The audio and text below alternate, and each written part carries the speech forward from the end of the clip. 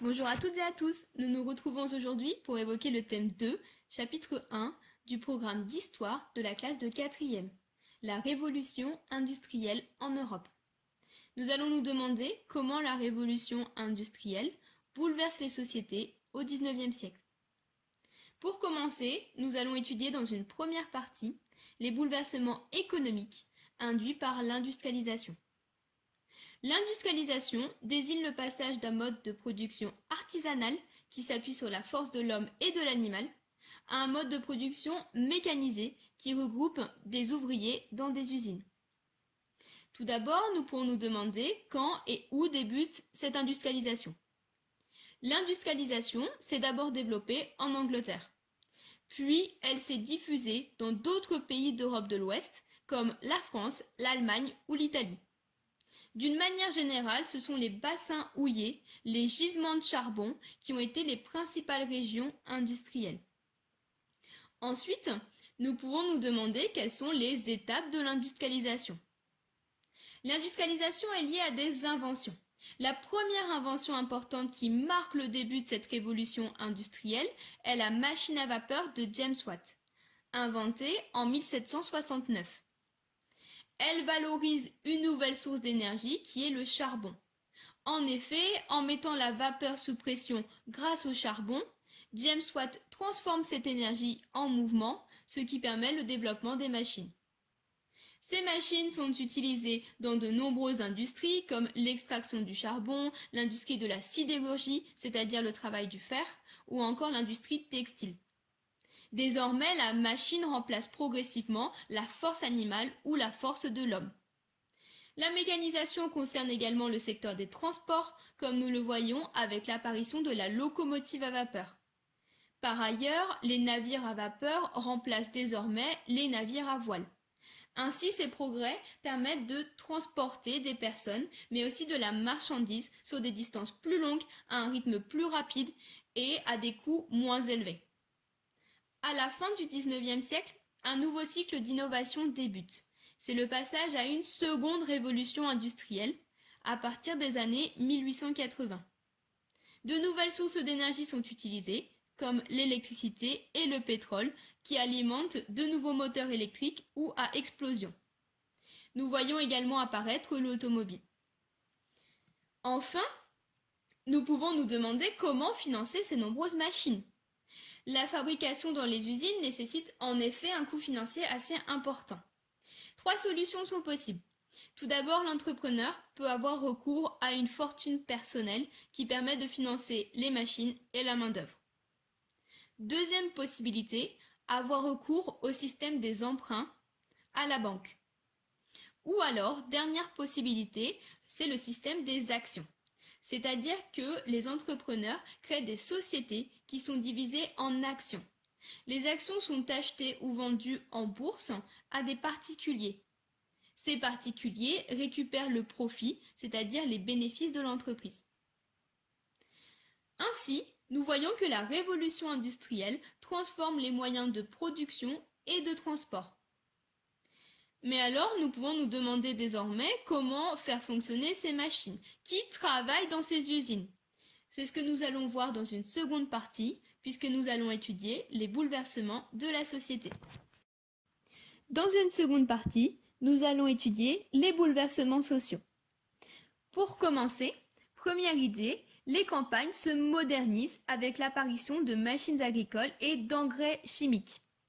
Vous avez l'apparition, par exemple, des premières batteuses actionnées par la machine à vapeur. Vous comprenez bien que dans les campagnes, la machine remplace progressivement le travail de l'homme et des animaux. Donc finalement, le besoin en main-d'œuvre est moins important, ce qui entraîne une migration des paysans vers les villes. C'est ce qu'on appelle l'exode rural. Les paysans vont chercher du travail en ville. Les villes, elles, ne cessent de s'agrandir.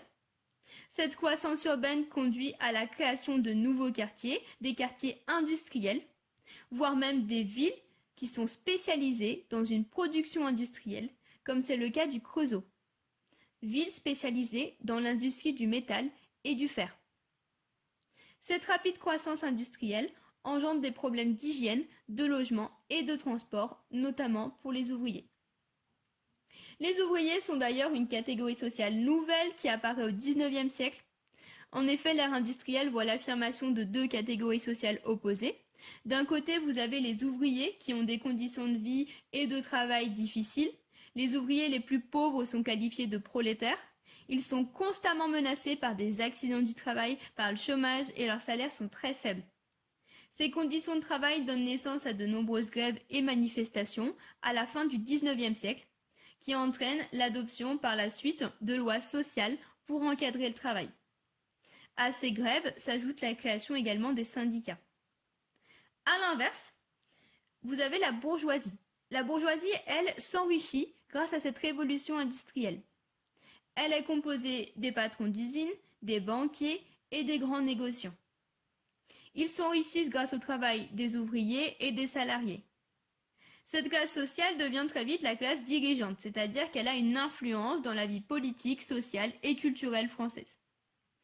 Enfin, une autre idée importante est la croissance démographique. Cette croissance démographique, elle commence dans la première moitié du XVIIIe siècle. Elle s'accélère ensuite au XIXe siècle grâce au recul de la mortalité et au maintien d'une forte natalité, c'est-à-dire qu'il y a beaucoup de naissances. En 1800, l'Europe compte 180 millions d'habitants. Et en 1900, la population européenne s'élève à 400 millions d'habitants. Cette baisse de la mortalité s'explique par les progrès de la médecine, de l'agriculture et une meilleure hygiène. Des populations qui sont donc de plus en plus nombreuses et qui cherchent du travail. Cette croissance démographique est l'une des causes de l'émigration des Européens comme les Irlandais ou les Italiens vers les États-Unis et les pays neufs, c'est-à-dire le Brésil, le Canada et l'Australie. Cet apport de main-d'œuvre permet l'industrialisation des États-Unis, du Canada, du Japon et même de l'Australie au début du XXe siècle. En somme, nous avons une nouvelle organisation de la société qui apparaît au XIXe siècle, dans laquelle une fracture importante existe entre les bourgeois d'un côté et les ouvriers de l'autre. Nous allons voir dans une dernière partie que cette fracture donne naissance à de nouvelles idées, notamment des idées politiques et sociales. Enfin, dans une dernière partie, nous allons nous intéresser aux bouleversements idéologiques, c'est-à-dire aux idées sociales, politiques et scientifiques qui apparaissent. Tout d'abord, nous assistons à un bouleversement des idées politiques avec la naissance du marxisme et du socialisme. En effet, des hommes et des femmes s'indignent des inégalités entre les prolétaires et les bourgeois. Ils veulent réduire ces inégalités. Ce sont les socialistes qui réclament des lois sociales auprès de l'État. S'ajoute une nouvelle idée qui est le marxisme de Karl Marx. Pour Karl Marx, le prolétaire doit utiliser la force pour se révolter contre l'État et établir l'égalité entre tous. Ensuite, vous avez deux nouvelles idées politiques qui se développent, l'idée de nation et l'idée de liberté. Ces deux idées sont réclamées par certains peuples européens en 1848. En effet, l'Allemagne ou l'Italie, qui étaient divisées en plusieurs États, se soulèvent en 1848 dans ce qu'on appelle le printemps des peuples pour réclamer la création d'un État national, c'est-à-dire une unification de leur territoire. Il faut en réalité attendre 1870 pour voir l'unification de l'Italie et 1871 pour voir l'unification de l'Allemagne. Enfin, vous avez également l'apparition de nouvelles idées scientifiques avec des progrès importants au XIXe siècle. Nous pouvons penser à Louis Pasteur et son procédé de la pasteurisation ou à Charles Darwin et sa théorie de l'évolution. Pour conclure, nous avons vu que la révolution industrielle transforme les modes de production et de transport, mais elle transforme également la structure de la société en établissant des nouvelles catégories sociales et de nouvelles idées politiques et sociales.